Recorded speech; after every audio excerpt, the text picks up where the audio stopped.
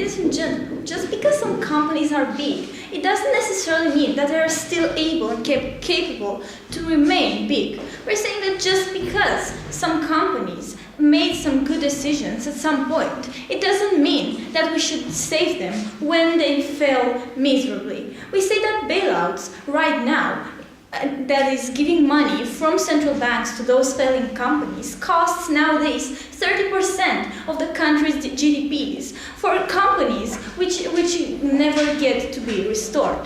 I'm going to talk about 2 points. So the first one is that these companies do not deserve to be saved, and that the second point is about change, about how new companies should be able to rise on the market. Now let me get to my first point, that is merit. We're saying that right now, these companies do not deserve to be saved.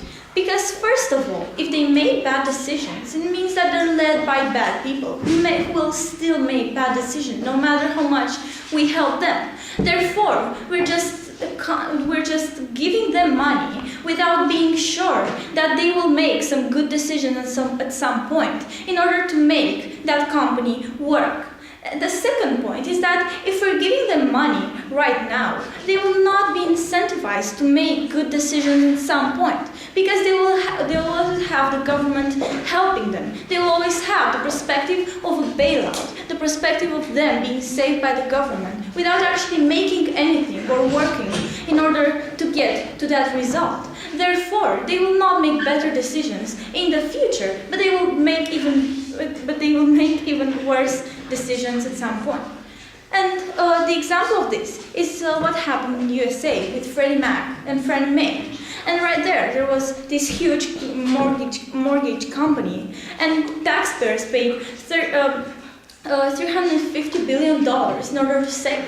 But this money was never returned, and this company fell miserably and ended up being bought by the state because it wasn't able to make good decisions, and it wasn't able to make good decisions and use that money in an efficient way.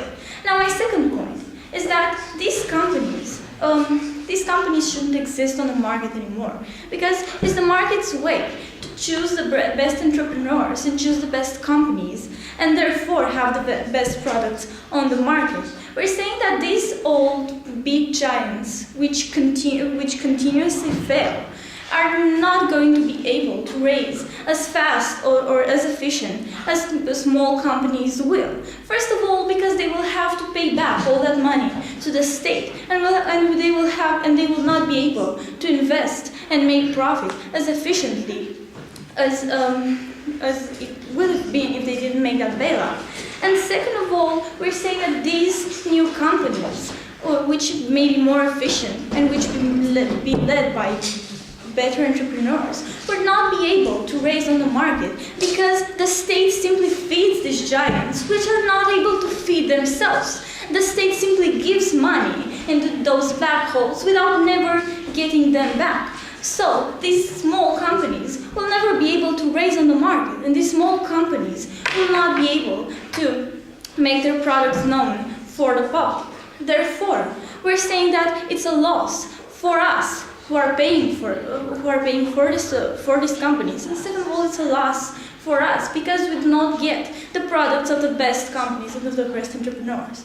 And what I have told you in the end is, first of all, that we have these companies which do not deserve to be saved because they will not be able to restore themselves. And second of all, that we need a flexible market. That we need this market to provide us with the best product, and we can have this right now for the simple fact that we're having these big companies staying in our market without actually deserving to be there, without actually having capable people leading them and making good decisions and making best products. So in the end, propose.